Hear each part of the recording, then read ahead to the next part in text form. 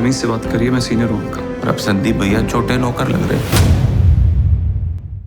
बिहार की नीतीश तेजस्वी सरकार जातीय सर्वे की पैकेजिंग में बिहार में जातियों की गिनती करवा चुकी है, लेकिन बिहार के इस जातीय सर्वे पर सियासत कम होने का नाम नहीं ले रही। सोमवार से शुरू हुए बिहार विधानसभा के शीतकालीन सत्र में बीजेपी ने जातीय सर्वे के आंकड़ों पर चर्चा की मांग की है।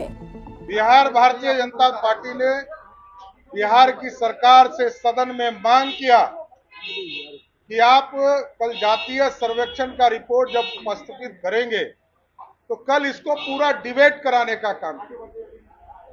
जो पूरी प्रक्रिया अपनाई गई है उसको पूरी तरह बताने का काम किया। और हम लोगों ने सदन के अंदर, क्योंकि कल के पूरे कार्यक्रम को बदलकर आगे के लिए बढ़ाया गया, तो हम लोगों ने कहा कि ये नहीं बताया गया कि डिबेट कराए गए, इसलिए हम लोगों ने कहा कि इस पर डिबेट हो और डिबेट के माध्यम से जो जातीय सर्वेक्षण का रिपोर्ट आया है इस पर चर्चा हो।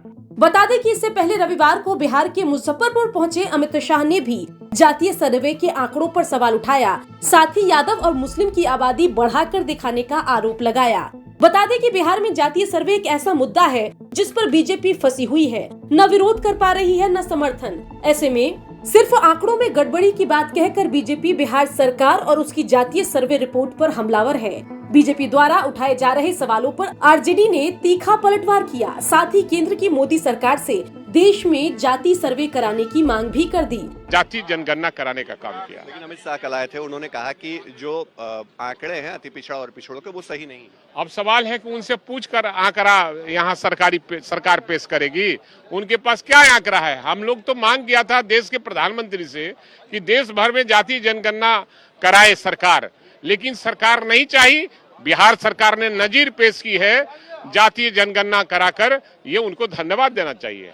जबकि कांग्रेस जातीय सर्वे के आधार पर पॉलिसी बनाने की मांग करती दिखी। साथ ही बीजेपी पर पलटवार करते हुए कांग्रेस विधायक शकील अहमद ने कहा कि अगर बिहार सरकार के जातीय सर्वे के आंकड़ों से बीजेपी खुश नहीं है तो बीजेपी को पूरे देश में जातीय सर्वे अपने स्तर पर करवाना चाहिए। हम लोग बहुत ही सीरियस है इस मामले में, क्योंकि उसको किसी न किसी लॉजिकल कंक्लूजन पे पहुंचाना है। पॉलिसी मैटर को कैसे लोगों तक पहुंचाया जाए, अच्छी पॉलिसी बना के गरीबों की कैसे मदद की जाए। किसी भी वर्ग में अगर गरीब हैं किसी क्षेत्र में तो उनकी मदद, उनके लिए जो गरीबी उन्मूलन का कार्यक्रम है बिहार सरकार चला भी रही और भी मजबूती से चलाएगी। क्या इसको लेकर के कोई विधेयक या बिल भी लाने की तैयारी है? उसका प्रयास हम लोग कर रहे हैं, देखिए उस पर क्या होता है, आज क्या निर्णय होता है। लेकिन भारतीय जनता पार्टी क्यों परेशान हो गई है, मैं तो ये प्रश्न करना चाहता हूँ। भारतीय जनता पार्टी के सामने अगर उनको लगता है कि इसमें कुछ गलती है तो पूरे देश में वो करवा लें, करवाते कि नहीं। पिछड़ा अति पिछड़ा दलितों के खिलाफ भारतीय जनता पार्टी के पास अब कोई मुंह नहीं रह गया है कि वो किसी भी सवाल का जवाब दे सके। एआईएमआईएम के प्रदेश अध्यक्ष ने भी लगे हाथ भागीदारी के हिसाब से हिस्सेदारी की मांग कर दी। जातीय गणना ने एक साइंटिफिक रिपोर्ट सामने में पेश की है, उसने दर्शा दिया है कि राज्य में किसकी कितनी जाति है। खुलकर सामने आया है कि एससी की, एसटी की, ओबीसी की आबादी बढ़ी है, जो इस बात का संकेत है कि इस समाज का, इस समूह का शैक्षणिक आर्थिक स्थिति अच्छी नहीं है, ये वजह से इनकी जनसंख्या बढ़ी है। अब जरूरत इस बात की है कि एक पैथोलॉजिकल रिपोर्ट है, अब इसका ट्रीटमेंट होना चाहिए।